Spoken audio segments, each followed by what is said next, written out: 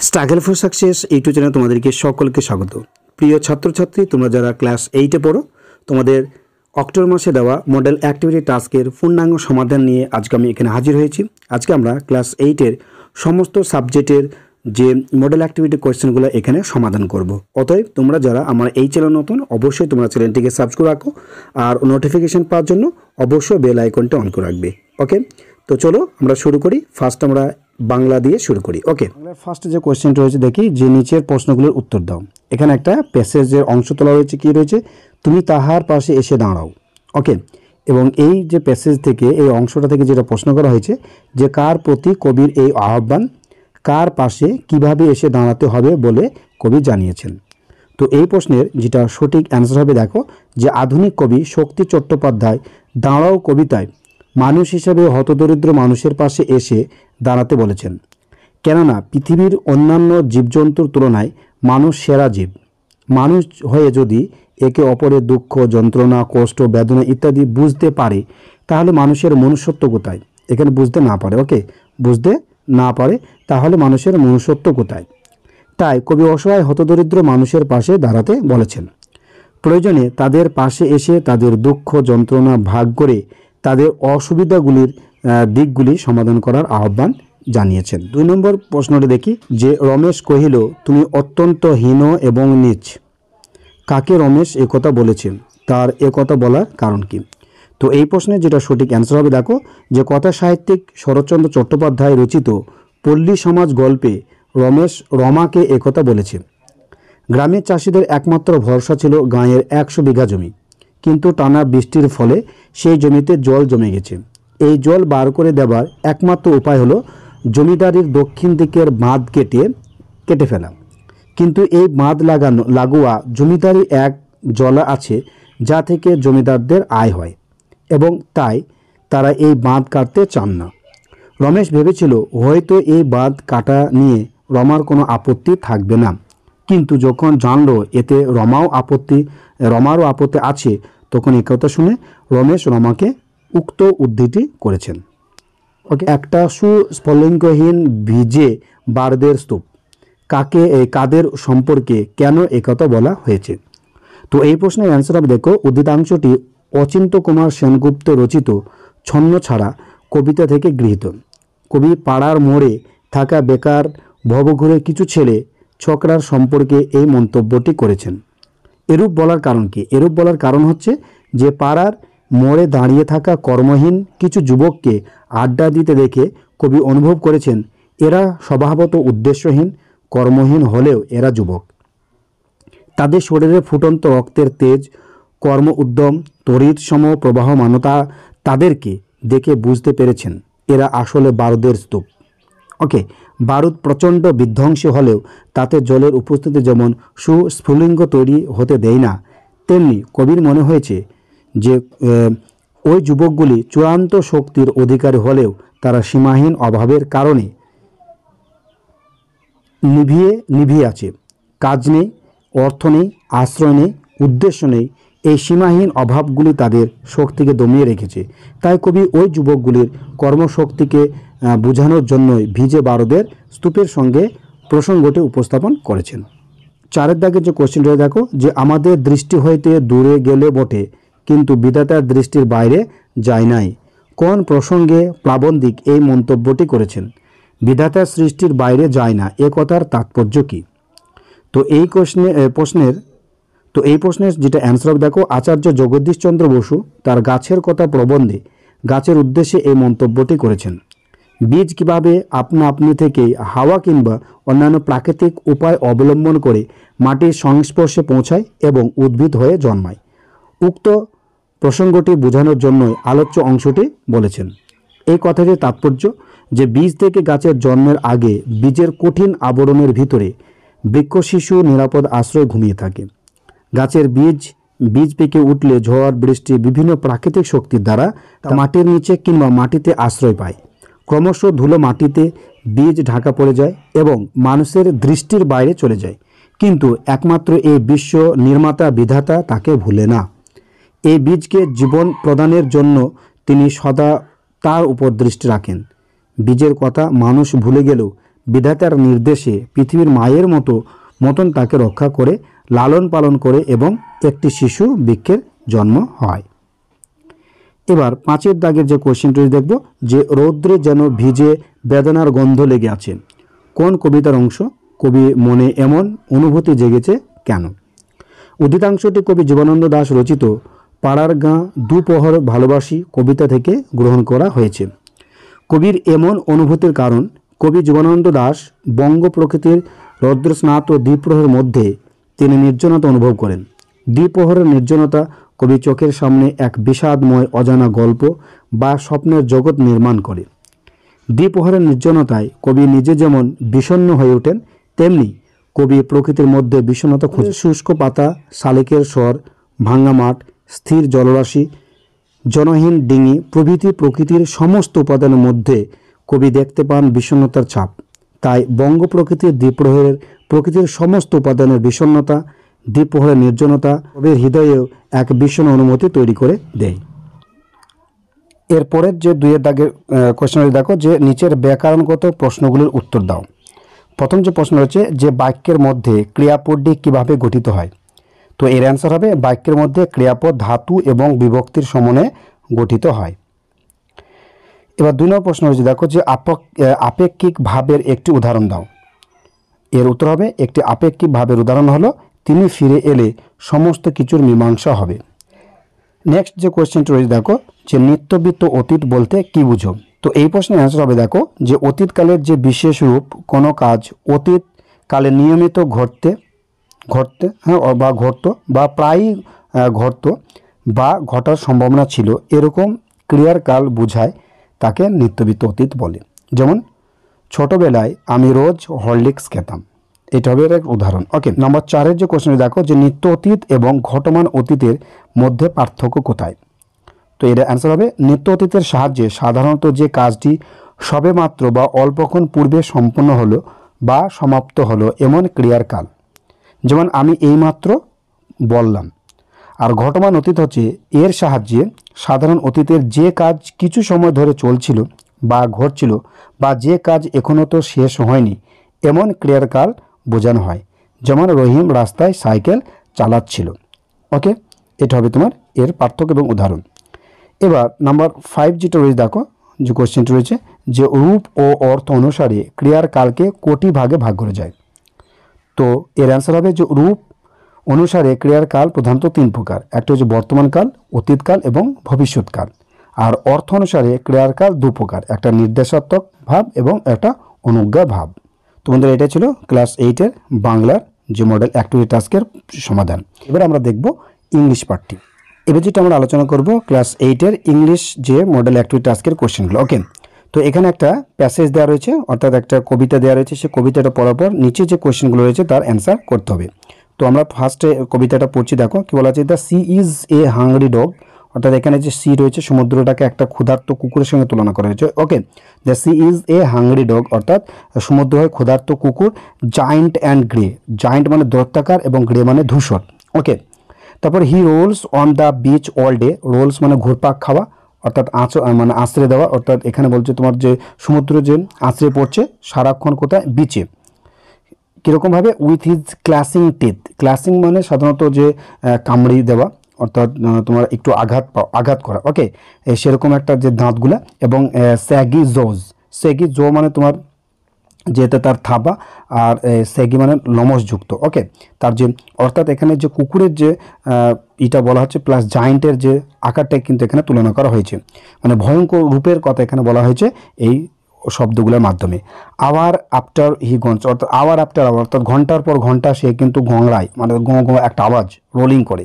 The rumbling tumbling stone, এবং তার সাথে কি করে যে এখানকার যে স্টোন অর্থাৎ পাথরগুলি সেগুলো কি হচ্ছে রাম্বলিং মানে, এবং টাম্বলিং মানে পাথরগুলাও কিন্তু যেন তার উপর ধাক্কা খাচ্ছে। ওকে, অ্যান্ড বোনস এবং হাড় এটা বলা হচ্ছে।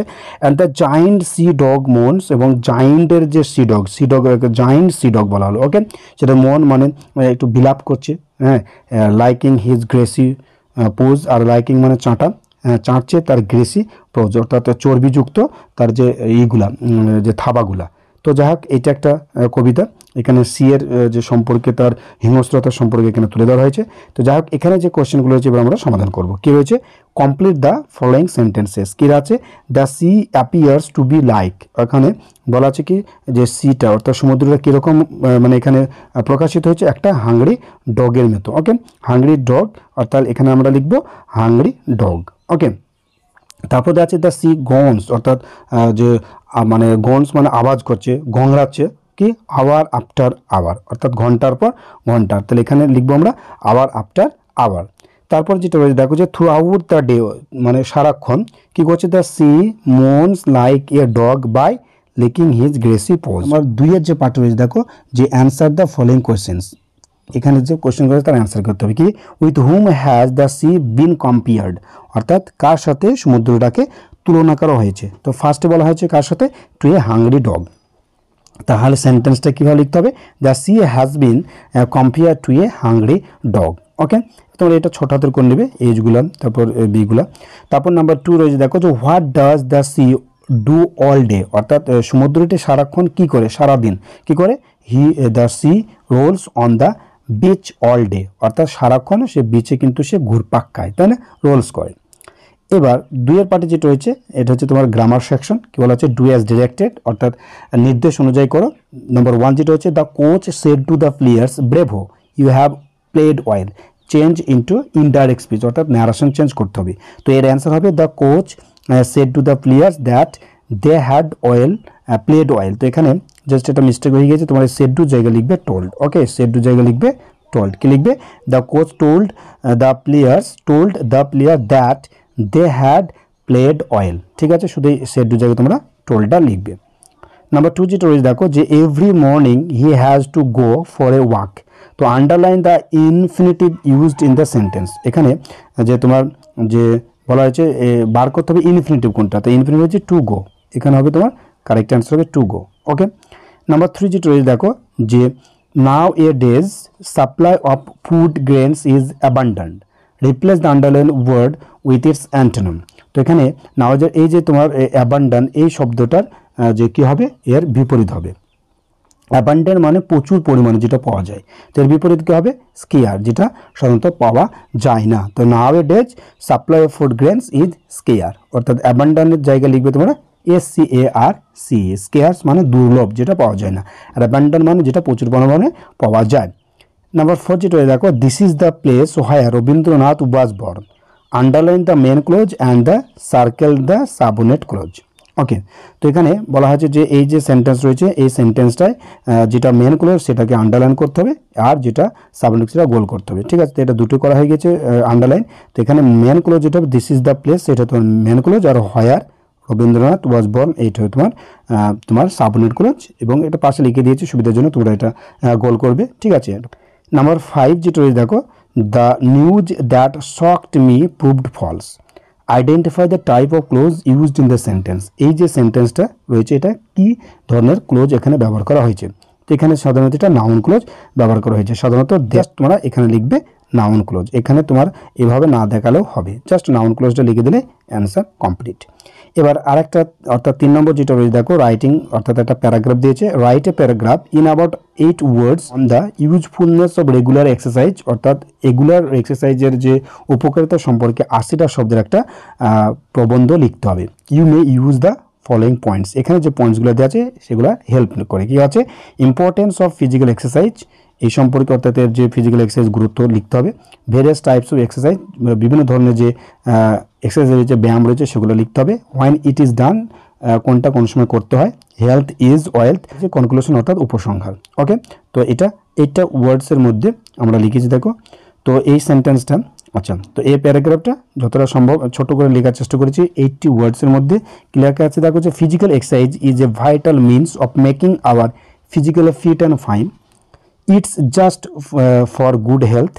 Health generally means a sound state of mind and body owing of joy of living. It's key to happiness. It is a key to happiness. But good health is not achieved with the regular exercise. Through practicing exercise, our body gets more active than before. The organs become flexible, in the age of toil and stress, if we should practice exercise, we should have composure a lot. It is beneficial for gaining concentration and emulating self energy. If the body is a temple, the exercise or worship we need to perform. ওকে, তো এইভাবে তোমরা লিখে নেবে। ঠিক আছে, তো এটাই গেল আমাদের ক্লাস 8-এর ইংলিশের যে মডেল অ্যাক্টিভিটি টাস্ক। এবার যেটা আমরা আলোচনা করব ক্লাস 8-এর ভূগোল যে বিষয়টা রয়েছে তার প্রশ্ন এবং অ্যান্সারগুলি। ওকে, বলা হয়েছে দেখো যে বিকল্পগুলি থেকে সঠিক বা ঠিক নির্বাচন করে লিখুন। 1 নম্বর যেটা রয়েছে, আন্তঃক্রান্তীয় অভিসরণ অঞ্চলে যে দুটি নিয়ত বায়ু মিলিত হয় তা হলো, সেগুলো কি, একটা হচ্ছে তোমার উত্তর পূর্ব আইনবায়ু ও দক্ষিণ পূর্ব আইনবায়ু, অর্থাৎ এখানে গো যেটা রয়েছে সেটা হবে তোমার কারেক্ট অ্যান্সার। নাম্বার 2 যেটা রয়েছে দেখো যে বজ্র বিদ্যুৎ সহ বৃষ্টিপাত হয় যে মেঘ থেকে সে মেঘটির নাম কি, সেটা হচ্ছে তোমার কিউমুলো নিম্বাস, অর্থাৎ এখানে ঘ নাম্বারটা হবে কারেক্ট অ্যান্সার। নাম্বার 3 যেটা রয়েছে দেখো যে ঠিক জোড়াটি নির্বাচন করুন, তার কারেক্ট যেটা অ্যান্সার হবে অপশন খ, কি আছে, গ্র্যান্ড ক্যানিয়ন, যেটা কলোরাডো নদীর প্রবল পার্শ্বক্ষয়, এটা হবে কারেক্ট বা সঠিক জোড়া। ওকে, নাম্বার 4 যেটা রয়েছে দেখো যে জুন জুলাই মাসে দক্ষিণ আমেরিকার যে দেশটিতে শীতকাল বিরাজ করে সেটি কি, সেটা হলো গায়না, এখানে খ হয়ে যাবে কারেক্ট অ্যান্সার। দ্বিতীয় দাগের যে কোশ্চেনগুলো রয়েছে, অর্থাৎ এখানে ক স্তম্ভর সাথে যে খ স্তম্ভর মিল করাতে হবে। তো আমরা অ্যান্সারটা দেখিনি যে ক স্তম্ভে যেটা রয়েছে যে স্থানীয় বায়ু সেটা হচ্ছে চিনুক। ওকে, আর বেশি উচ্চতার মেঘ বলা হয়েছে সিরাস, আর দক্ষিণ আমেরিকার একটু হ্রদ হচ্ছে টিটিকাকা, আর পশুচারণ ভূমি হলো এস্টেনিসিয়া। ওকে, এটা হচ্ছে তোমার কারেক্ট যে স্তম্ভটি। এবার 3 দাগে যেটা কোশ্চেন রয়েছে যে সংক্ষিপ্ত উত্তর দাও। 1 নম্বর যেটা রয়েছে দেখে যে মেরু অঞ্চলে বায়ুর উচ্চচাপ সৃষ্টির 2টি কারণ উল্লেখ করো। তো এখানে জাস্ট 2টো কারণ লিখবে, আমি জাস্ট 3টে লিখেছি তোমাদের সুবিধার জন্য, যে কোনো 2টো তোমরা লিখবে। যে এই 2 অঞ্চলে সারা বছর সূর্যকিরণ এর অভাবে বায়ু সর্বদা শীতল ও ভারী হয়, 1 নম্বর কারণ। 2 নম্বর কারণ হচ্ছে বাষ্পীভবন খুব কম হওয়ার জন্য এই অঞ্চলের বায়ুতে জলীয় বাষ্পের পরিমাণ খুব কম থাকে বলে বায়ু অপেক্ষাকৃত ভারী হয়। নাম্বার 3 নম্বর যেটা দেখো যে পার্শ্ববর্তী মেরুবৃত্ত অঞ্চলের নিম্নচাপ বলয় থেকে ঊর্ধ্বগামী বায়ুর কিছু অংশ শীতল হয়ে এই অঞ্চলে নেমে আসে বলে বায়ুর ঘনত্ব ও চাপ বৃদ্ধি পায়। এইসব কারণে 2 মেরু অঞ্চলে উচ্চচাপ বলয়ের সৃষ্টি হয়। তো এই 3টির ভিতরে যে কোনো তোমরা 2টো লিখবে। নাম্বার 2 এর যে কোশ্চেনটি রয়েছে দেখো যে দক্ষিণ আমেরিকার নদীগুলির 2টি বৈশিষ্ট্য উল্লেখ করো। ওকে, 4 যে কোশ্চেনগুলো দেখো যে নিচের প্রশ্নটির উত্তর দাও। 4 1 নম্বর যেটা কোশ্চেন হয়েছে যে প্রতিপ ঘূর্ণবাতের বিপরীত অবস্থা, এই বক্তব্যটির যথার্থতা বিচার করো। তো এর যে কারেক্ট অ্যান্সার হয়ে যাবে দেখো যে ঘূর্ণবাতের কেন্দ্রে থাকে নিম্নচাপ, প্রতিপ ঘূর্ণবাতের কেন্দ্রে থেকে উচ্চচাপ। ঘূর্ণবাতের বায়ু চারদিক থেকে কেন্দ্রের দিকে ছুটে আসে, আর প্রতিপ ঘূর্ণবাতে বায়ু কেন্দ্র থেকে চারদিকে প্রবাহিত হয়। ঘূর্ণবাতের কেন্দ্রে বায়ু উষ্ণ এবং ঊর্ধ্বমুখী হয়, আর প্রতিপ ঘূর্ণবাতের বায়ু শীতল এবং ঊর্ধ্বমুখী হয়। ঘূর্ণবাতে প্রচুর বৃষ্টিপাত হয়, আর প্রতিপ ঘূর্ণবাতে বৃষ্টিপাত হয় না। ঠিক আছে,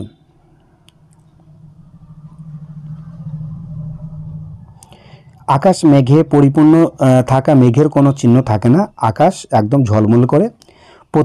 ঘূর্ণবাতের অল্পক্ষণ স্থায়ী হয়, তবে খুব শক্তিশালী ও বিধ্বংসী। প্রতিপ দীর্ঘকাল স্থায়ী হয়, অর্থাৎ প্রতিপ ঘূর্ণপাত দীর্ঘকাল স্থায়ী হয়, তবে ঘূর্ণপাতের মতো শক্তিশালী ও বিধ্বংসী হয়।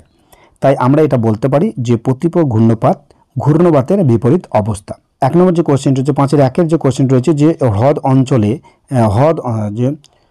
অঞ্চলে কৃষিকাজে যথেষ্ট সমৃদ্ধ, ভৌগোলিক কারণগুলি ব্যাখ্যা করুন। তো এর অ্যান্সার হবে যে হ্রদ অঞ্চলে কৃষির উন্নতির কারণ 1 নম্বর হচ্ছে দেখো তরাঙ্গিত ও বিস্তীর্ণ সমতল ভূমি। 2 নম্বর হচ্ছে নাতিশীতোষ্ণ ও আর্দ্র জলবায়ু। 3 নম্বর হচ্ছে পরিমিত বৃষ্টিপাত, যেটা 50 থেকে 60 সেন্টিমিটার হয়ে থাকে। 4র্থ হচ্ছে যে উর্বর কৃষ্ণ মৃত্তিকা এবং উন্নত যান্ত্রিক যে কৃষি ব্যবস্থার জন্য হ্রদ অঞ্চলে কৃষির বিশেষত ভুট্টো চাষের উল্লেখযোগ্য বিকাশ ঘটেছে। এছাড়াও আমরা যেটা আরেকটু বলি যে হ্রদ অঞ্চলের দক্ষিণাংশে মার্কিন যুক্তরাষ্ট্রের তথা পৃথিবীর শ্রেষ্ঠ ভুট্টা উৎপাদক অঞ্চল, একে হ্রদ অঞ্চলের ভুট্টা বলয় বলে। এই ভুট্টা প্রধানত পশু খাদ্যের জন্য ব্যবহৃত হয়। হ্রদ অঞ্চলের উত্তরাংশে তৃণভূমিতে পশু খাদ্যের জন্য হে এবং অন্যান্য ঘাসের চাষ করা হয়। হ্রদ অঞ্চলের অন্যান্য ফসল যেমন গম, যব, রাই, অট, সয়াবিন, বিট প্রভৃতি। এছাড়াও হ্রদের তীরবর্তী বা হ্রদ অঞ্চলের তীরবর্তী ঢালু জমিতে আঙ্গুর, আপেল, পিচ প্রভৃতি ফলের চাষ হয়। ওকে, তো এইগুলা তোমরা লিখে নেবে। তো এটা গেল আজকে আমাদের ক্লাস 8-এর ভূগোলের পূর্ণাঙ্গ সমাধান। এবার আমরা ক্লাস 8-এর ইতিহাসটা দেখব। ওকে, এবার আমরা আলোচনা করব ক্লাস 8-এর ইতিহাসের যে মডেল অ্যাক্টিভিটি টাস্কের কোশ্চেনগুলো। ফার্স্টে যেটা হয়েছে দেখো যে ক স্তম্ভের সাথে খ স্তম্ভের মিল করাতে হবে। দ্বিতীয় সভা হচ্ছে রাজা রামমোহন রায়। জাতীয় মেলা প্রতিষ্ঠা করেছিলেন নবগোপাল মিত্র। সত্য সাধক সমাজ জ্যোতিবা ফুলে এবং আর্য সমাজ দয়ানন্দ অর্থাৎ স্বামী দয়ানন্দ সরস্বতী। ওকে, নাম্বার 2 এর যেটা রয়েছে শূন্যস্থান পূরণ কি রয়েছে দেখো সাগরের কন্যা শিশু ভাসিয়ে দেওয়া প্রথা নিষিদ্ধ করেন কে? Lord Wellesley. নাম্বার 2 যেটা রয়েছে দেখো মাদ্রাজ প্রেসিডেন্সিতে বিধবা বিবাহ আন্দোলন শুরু হয় কার নেতৃত্বে? বীরসালিঙ্গম পান্তুলের নেতৃত্বে। নাম্বার 3 যেটা রয়েছে দেখো যে আলিগড় অ্যাংলো ওরিয়েন্টাল কলেজ প্রতিষ্ঠা করেন শের সৈয়দ আহমদ খান। নাম্বার 24 আচ্ছা 4 নম্বর যেটা রয়েছে দেখো স্বামী বিবেকানন্দ ড্যাশ ধর্ম সম্মেলনে যোগদান করেন কি? শিকাগো ধর্ম সম্মেলনে যোগদান করেন। এখানে শিকাগোটা লিখতে হবে। 3 দাগে যে কোশ্চেন রয়েছে দেখো যে 2-3টি বাক্যে উত্তর দাও। প্রথম যেটা রয়েছে বারাসাত বিদ্রোহ কি? তো এর অ্যান্সারটা হবে দেখো যে তিতুমির বারাসাত বসিরহাটে বিস্তীর্ণ অঞ্চলে ইংরেজ রাজত্বের অবসান ঘোষণা করেন।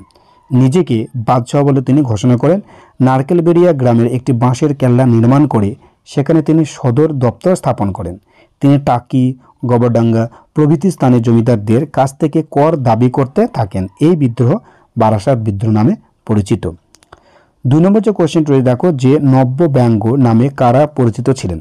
তো এর অ্যান্সার হবে 19 শতকের প্রথম ভাগে হিন্দু কলেজের অধ্যাপক হেনরি লুই ভিভিয়ান ডিরোজিও পরিচালিত নব্যব্যঙ্গ আন্দোলনের অনুগামীদের নব্যব্যঙ্গ বা ইয়ং বেঙ্গল বলা হয়। স্বাধীন চিন্তা ও যুক্তিবাদে বিশ্বাসী ডিরোজিও তার ছাত্রদের সততা, ন্যায়, সত্য অনুসন্ধিৎসা, দেশপ্রেম ও পরহিতৈষণের আদর্শে উদ্বুদ্ধ হতে শিক্ষা দিতেন। 3 নম্বর যে কোশ্চেনটি রয়েছে দেখো যে মপলা 3 নম্বর যেটা কোশ্চেন রয়েছে যে মপলা বিদ্রোহ কেন হয়েছিল? তো এর অ্যান্সার হবে যে কেরল রাজ্যের অধিবাসী দরিদ্র মপলাদের ওপর শাসক গোষ্ঠীর অত্যাচার ও আক্রমণ এই বিদ্রোহের জন্ম দেয়। মপলারা মূলত সমুদ্র উপকূলবর্তী মালাবার অঞ্চলের কৃষিজীবী, জমিদারের খাজনা, মহাজনদের ইনের অত্যাচার সব মিলিয়ে তীব্র অসন্তোষের দীর্ঘস্থায়ী মপলা বিদ্রোহের সৃষ্টি করেছিল। 4 দাগে যে কোশ্চেনগুলো রয়েছে দেখো যে 4-5টি বাক্যে উত্তর দাও। 1 নম্বর যে কোশ্চেন রয়েছে সাঁওতাল বিদ্রোহের সমর্থনে হিন্দু প্যাট্রিয়ট কেমন ভূমিকা পালন করেছিল? তো এর অ্যান্সার হবে বাংলার আধুনিক ইতিহাসে হিন্দু প্যাট্রিয়ট পত্রিকাটি একটি উল্লেখযোগ্য পত্রিকা। এই পত্রিকা থেকে আমরা সমকালীন সমাজচিত্রে ও অনেক ইতিহাস জানতে পারি। হিন্দু প্যাট্রিয়ট পত্রিকার মতে আদিবাসী সমাজে জোর করে সাঁওতালদের বেকার খাটানো হতো। এর ফলে তারা সাঁওতাল পরগনায় বিদ্রোহী হয়ে ওঠে। এছাড়া বিভিন্ন আঞ্চলিক বিদ্রোহ সম্পর্কে আলোচনা ও মতামত এই পত্রিকায় প্রকাশিত হতো।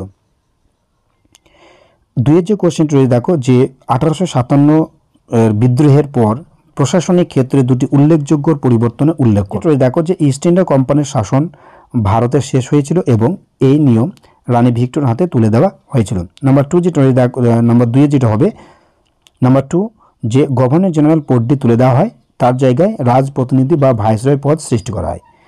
লর্ড ক্যানিং যিনি 1857 খ্রিস্টাব্দে গভর্নর জেনারেল ছিলেন তিনি প্রথম ভারতের ভাইসরয় হিসেবে নিযুক্ত হন। 3 নম্বর ভারত সচিব ভারতের প্রশাসনিক নীতি নির্ধারণে হস্তক্ষেপ করার ক্ষমতা লাভ করেন। তো বন্ধুরা এটা ছিল আজকের ক্লাস 8-এর ইতিহাসের যে মডেল অ্যাক্টিভিটি টাস্কের পূর্ণাঙ্গ সমাধান। এবার যেটা আমি আলোচনা করব ক্লাস 8-এর যে পরিবেশ ও বিজ্ঞানের মডেল অ্যাক্টিভিটি টাস্কটি। ওকে, তো এখানে বলা আছে দেখো ফার্স্ট যে কোশ্চেনটা যে সঠিক উত্তর নির্বাচন করুন। একের যে রয়েছে আপেক্ষিক তাপের একক হলো, তো এর যেটা কারেক্ট অ্যান্সার হয়ে যাবে calorie per gram degree centigrade. Okay, number 2 যেটা রয়েছে দেখো যে গলিত সোডিয়াম ক্লোরাইডের তড়িৎ বিশ্লেষণের সময় কি ঘটে? এটা অ্যান্সার হবে অ্যানোড ক্লোরিন গ্যাস উৎপন্ন করে। অর্থাৎ এখানে তোমার ডিটা হবার তো ঘ হবে কারেক্ট অ্যান্সার। 1-3 যেটা কোশ্চেন রয়েছে ডেঙ্গি রোগের জীবাণু বহন করে যে প্রাণীটি সেটা হলো এডিস মশা। এখানে তোমার গট হবে কারেক্ট অ্যান্সার। 2 যেটা রয়েছে 2 দাগে যে ঠিক বাক্যের পাশে এই টিক চিহ্ন এবং ভুলের পাশে ক্রস চিহ্ন দাও। এখানে বলা আছে দেখো অনুঘটক রাসায়নিক বিক্রিয়ার অংশগ্রহণ করে না, ঠিক আছে, তো এটা ঠিক। আর 2 নম্বর দেখো সবুজ চায়ে ভিটামিন কে পাওয়া যায়, এটাও ঠিক। আর অপরিশোধিত ময়লা জল সরাসরি মাছ চাষে ব্যবহার করা, এটাও ঠিক। অর্থাৎ এখানে 3টেই তোমার ঠিক হবে।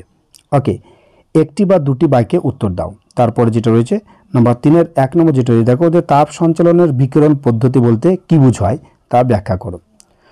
তো এর অ্যান্সার হবে যে প্রক্রিয়ায় তাপ মাধ্যম ছাড়াই বেশি উষ্ণ অঞ্চল থেকে অপেক্ষাকৃত কম উষ্ণ অঞ্চলে ছড়িয়ে পড়ে তাকে বলে বিকিরণ প্রণালী। তার উদাহরণ হলো সূর্য থেকে তাপ ও বিকিরণ পদ্ধতিতে পৃথিবীতে এসে পৌঁছায়। ওকে, নাম্বার 3 যেটা রয়েছে দেখো যে এই যে বিক্রিয়াটি রয়েছে এই বিক্রিয়াটির ক্ষেত্রে জারণ ও বিজারণ প্রক্রিয়াটা দুটি সমীকরণ সাহায্যে লিখো। তো এখানে দেখবে তোমরা লিখলাও যে জারণ এটা হবে এবং বিজারণ এইভাবে তোমরা লিখবে। ওকে, নাম্বার 3 যেটা রয়েছে দেখো যে ডায়রিয়া হলে কি কি সমস্যা দেখা দিতে পারে।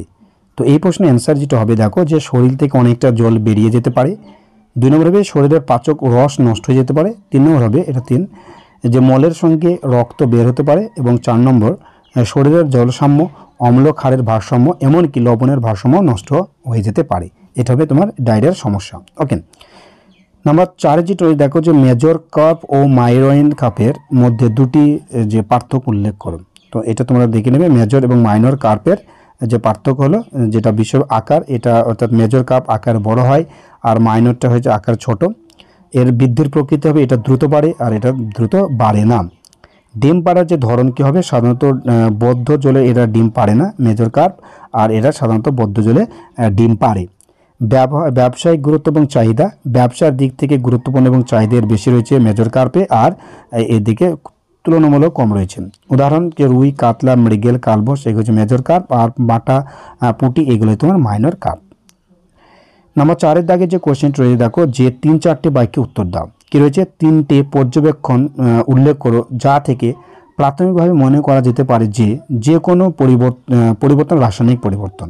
ওকে, তো এই প্রশ্নের অ্যান্সার হবে যে কোনো পরিবর্তন যে রাসায়নিক পরিবর্তন তা বোঝা যায় কয়েকটা পর্যবেক্ষণে। সেটা হচ্ছে কি 1 নম্বর রাসায়নিক পরিবর্তন রং পরিবর্তন হয় অর্থাৎ রঙিন থেকে বর্ণহীন অথবা বর্ণহীন থেকে রঙিন হয়। 2 নম্বর হচ্ছে তাপের উদ্ভব বা শোষণ হতে পারে। 3 হচ্ছে বর্ণযুক্ত বা গন্ধযুক্ত গ্যাস উৎপন্ন হতে পারে। 4-এর দাগে 2 নম্বর যে কোশ্চেন রয়েছে দেখো যে রাসায়নিক দমন পদ্ধতিতে ফসল ধ্বংসকারী প্রাণীদের মৃত্যু খুব তাড়াতাড়ি হয়, তাহলেও এই ধরনের প্রাণীদের মৃত্যু সুনিশ্চিত করতে জৈবিক দমন পদ্ধতির সাহায্য নেওয়া হয় কেন। তো এটা প্রশ্নটা তোমরা অ্যান্সারটা করে নেবে। এটা আমরা বলে টাইম তোমাদের নষ্ট করছি না। ওকে, তোমরা স্ক্রিনশট করে অথবা ভিডিওটি পুশ করে এই অ্যান্সারটা করে নেবে। তো বন্ধুরা এটা ছিল আজকে আমাদের যে পরিবেশ বিজ্ঞান অর্থাৎ পরিবেশ ও বিজ্ঞানের ক্লাস 8-এর পূর্ণাঙ্গ সমাধান। ঠিক আছে, চলো পরেরটা দেখি। এবার যেটা আমরা আলোচনা করব ক্লাস 8-এর যে স্বাস্থ্য ও শারীরশিক্ষা বিষয়ে যে সমস্ত প্রশ্নগুলো রয়েছে সেটা। তো ফার্স্টে যেটা হচ্ছে স্বাস্থ্য শিক্ষা এবং যোগাসন। এখান থেকে যে কোশ্চেনগুলো রয়েছে দেখো যে শূন্যস্থান পূরণ করো। সেটা হচ্ছে কলেরা ও টাইফয়েড জলবায়ুতে সংক্রমণ ব্যাধি। তো এই যে শূন্যস্থানে তোমরা কলেরা এবং টাইফয়েড এই শব্দটি লিখবে। নম্বর খ যেটা রয়েছে দেখো যে মিড ডে মিলে রান্নার কাজে যুক্ত ড্যাশ পরিবেশনের আগে ড্যাশ দিয়ে হাত ধুতে হয়। এখানে মহিলাদের প্রথমটা হবে মহিলাদের, দ্বিতীয়টা হবে তোমার সাবান। ওকে, নাম্বার গ যেটা রয়েছে ড্যাশ ও ড্যাশ অসংক্রমণ ব্যাধি, সেটা হচ্ছে ক্যান্সার এবং হৃদরোগ, এই দুটো হচ্ছে অসংক্রমণ ব্যাধি। 2 নম্বর হচ্ছে দেখো যে নিচের প্রশ্নগুলোর উত্তর দাও। কি বলা হচ্ছে স্বাস্থ্য বিধান বলতে কি বোঝো। তো এর অ্যান্সার হবে স্বাস্থ্যবিধান হলো বিজ্ঞানসম্মত এমন একটি বিষয় যা জানলে শরীরকে সুস্থ, সুন্দর ও নিরোগ রাখা যায়। স্বাস্থ্য রক্ষা ও রোগ প্রতিরোধের জন্য প্রয়োজনীয় ব্যবস্থাকে এক কথায় স্বাস্থ্যবিধান নিচে বলা হয়ে থাকে। নাম্বার 2 যেটা রয়েছে দেখো স্বাস্থ্যবিধানের উদ্দেশ্যগুলি লিখো। কী রয়েছে যে প্রতিটি পরিবারকে নির্মল, দূষণহীন, রোগমুক্ত, জীবাণুমুক্ত, স্বাস্থ্যসম্মত, সবুজ সুন্দর পরিবেশ গড়ে তোলা। নাম্বার 2 যেটা রয়েছে মানুষকে রোগ জীবাণুর হাত থেকে মুক্ত করা এবং জনসাধারণের জীবনযাত্রার মান উন্নয়ন ঘটানো। নাম্বার গ যেটা রয়েছে দেখো যে শিশুদের ক্ষেত্রে আয়োডিনের অভাব হলে কি কি উপসর্গ দেখা যায় তা লিখো। তো এর যেটা অ্যান্সার হবে যে পড়াশোনা ও অন্যান্য কাজে পিছিয়ে পড়া। নাম্বার 2 যেটা রয়েছে কথা বলায় অসুবিধা, কথা বলতে না পারা। 3 নম্বর হচ্ছে কানে শোনার দোষ, কানে শুনতে না পাওয়া। 4 নম্বর হচ্ছে চোখের ট্যারা ভাব সৃষ্টি হওয়া। 5 নম্বর হচ্ছে গলগণ্ড রোগ হওয়া এবং 6 নম্বর হচ্ছে শিশুর মস্তিষ্কের সঠিক বিকাশ না হওয়া। এগুলো সবই আয়রনের অভাবে হয়। এবার যেটা 3 নম্বর দাগে রয়েছে যে টিকা লিখো। কি রয়েছে mid day meal. Mid day meal সম্পর্কে যেটা অ্যান্সার হবে সেটা হচ্ছে মিড ডে মিল হলো ভারত সরকারের জাতীয় পুষ্টি সহায়তা একটা প্রকল্প। বিদ্যালয়ে শিশুদের ভর্তিকরণ, বিদ্যালয়ে শিশুদের ধরে রাখা ও তাদের উপস্থিতি বাড়িয়ে প্রাথমিক শিক্ষাকে সার্বজনীন করে তোলা এবং একই সঙ্গে তাদের স্বাস্থ্যের উন্নতি ঘটানো এই প্রকল্পের মূল উদ্দেশ্য। ওকে, এই প্রকল্প অষ্টম শ্রেণী পর্যন্ত ছাত্রছাত্রীদের বিদ্যালয়ে দুপুরে পুষ্টিকর আহারের ব্যবস্থা করা হয়। নম্বর যেটা দেখো যে নির্মল গ্রাম, এর উত্তর হবে যে গ্রামের সার্বিক স্বাস্থ্য ও পরিবেশের উন্নতির জন্য ভারত সরকার 2003 সালে নির্মল গ্রাম পুরস্কার চালু করেন। গ্রামে খোলা মাঠে মলত্যাগের অভ্যাস দূর করে সুস্থ ও নির্মল পরিবেশ গড়ে তোলা হলো এর লক্ষ্য। নির্মল গ্রামের প্রকাশ্যে মলত্যাগ নিষিদ্ধ ও শাস্তিযোগ্য। প্রতিটি বাড়ি, বিদ্যালয় ও অঙ্গনওয়াড়ি কেন্দ্রে পরিচ্ছন্ন শৌচাগার রাখতে হয়। এছাড়াও সমস্ত বর্জ্য পদার্থের স্বাস্থ্যসম্মত নিষ্কাশনের জন্য কার্যকরী ব্যবস্থা গ্রহণ করতে হয়। নির্মল গ্রামে বৃক্ষরোপণ ও সবুজায়নের উপরও গুরুত্ব দেওয়া হয়। 4 দাগের যে কোশ্চেনগুলো রয়েছে দেখো যে নিচের প্রশ্নগুলোর উত্তর দাও। কজিট রয়েছে স্বাস্থ্য বিধানে অভাবজনিত 5টি রোগের নাম লিখো এবং ওই রোগগুলির কী কী কারণে হয় তা লিখো। তো এখানে 5টি রোগ হলো টাইফয়েড, ডায়রিয়া, ম্যালেরিয়া, কলেরা এবং ডেঙ্গু। ওকে, তো টাইফয়েড হচ্ছে এটা একটা ব্যাকটেরিয়া গঠিত দ্বারা সংক্রামিত হয়। পানীয় জলের মাধ্যমে এই রোগ জীবাণু ছড়ায়। ডায়রিয়া এই রোগ দূষিত পানি জলের মাধ্যমে হয়।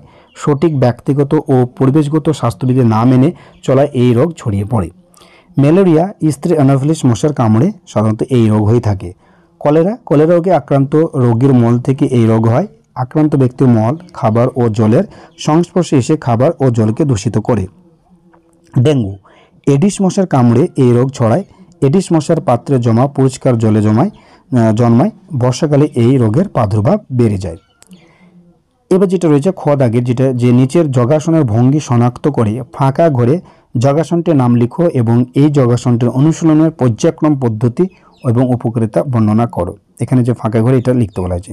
তো এই যে যোগাসনটা হচ্ছে সেটা হচ্ছে তোমার পদহস্তাসন। ঠিক আছে, তো এই যে পদাহস্তগণ, আচ্ছা, এই যোগাসনটির অনুসরণ পর্যায়ক্রম পদ্ধতি হলো পা জোড়া অবস্থায় হাত শরীরের পাশে রেখে সোজা হয়ে দাঁড়াতে হবে। হাতের চেটোর নিচের দিকে করে শ্বাস নিতে হবে। নিতে 2 হাত মাথার উপর তুলতে হবে। হাত দুটো যেন কোনো সোজা অবস্থায় কানের সঙ্গে লেগে থাকে। তারপর 3 নম্বর যেটা রয়েছে দেখো যে 2 পায়ের হাঁটুকে সোজা রেখে শ্বাস ছাড়তে ছাড়তে কোমরের উপর অংশ সামনের দিকে বাঁকিয়ে কপাল হাঁটুতে স্পর্শ করাতে হবে। হাত দুটো দু পায়ে মাটি স্পর্শ করবে। এই অবস্থায় কিছু সময় ধরে রাখার পর ধীরে ধীরে প্রারম্ভিক অবস্থায় ফিরে আসতে হবে। এর যে উপকারিতা কী হবে যে মেরুদণ্ড নমনীয়তা বৃদ্ধি করবে, শরীরের পিছনের মাংসপেশির ব্যথা দূর করবে এবং পেটের রোগ দূর করে। ওকে, ক্লাস 8-এর যে স্বাস্থ্য ও শারীরশিক্ষা বিষয়ক মডেল অ্যাক্টিভিটি টাস্কের পূর্ণাঙ্গ সমাধান। এবার আমরা যেটা আলোচনা করব ক্লাস 8-এর ক্লাস 8-এর অক্টোবর মাসে দেওয়া মডেল অ্যাক্টিভিটি টাস্কের গণিত বিষয়টি। ওকে, তো এখানে যেটা বলা হয়েছে দেখো যে বহুমুখী উত্তরধর্মী প্রশ্ন MCQ।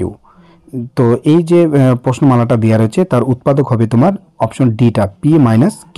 এটা তোমরা করে নেবে। এর যে কোশ্চেনটি রয়েছে দেখো যে 5 নম্বর 2 এর কোশ্চেনটি রয়েছে দেখো যে 5 অশ্ব ক্ষমতাযুক্ত একটি পাম্প 36,000 লিটার জল 8 ঘন্টায় উপরে তুলতে পারে। নিচের সম্পর্কটি অর্থাৎ সঠিক সম্পর্কটা কোনটি হবে?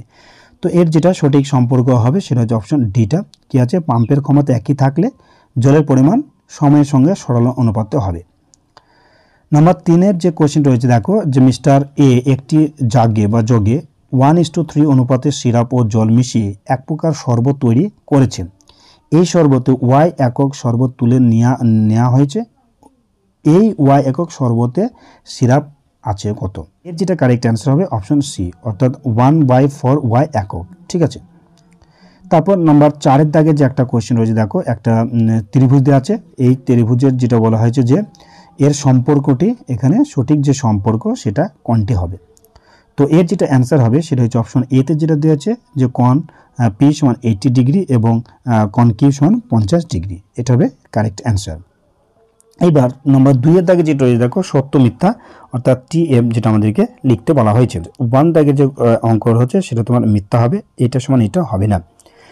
নম্বর 2 যেটা রয়েছে মিস্টার বি একা একদিন একটি কাজের 1/20 অংশ করে সম্পূর্ণ কাজটি করতে সময় নেই 20 দিন, এটা কিন্তু সত্য। ঠিক আছে, তোমার সত্য মিথ্যা লিখলে হবে। তোমাদের এখানে ডিটেলসে সত্য মিথ্যা লিখলে হবে, এখানে ডিটেলসে করতে বলা হয়নি। ঠিক আছে, এবার নাম্বার 3 দাগে যেটা কোশ্চেন হয়েছে, দেখো যে একটি লম্বা বাঁশের 30% মাটির নিচে পোঁতা আছে, অর্থাৎ বাঁশটির 1/7/10 অংশ মাটির নিচে পোঁতা আছে। এটা অপশন হয়েছে ভুল। ঠিক আছে, সঠিক হতো কি 3/10 অংশ, কিন্তু এখানে বলে যে 7/10 অংশ, তো অতএব এটা মিথ্যা।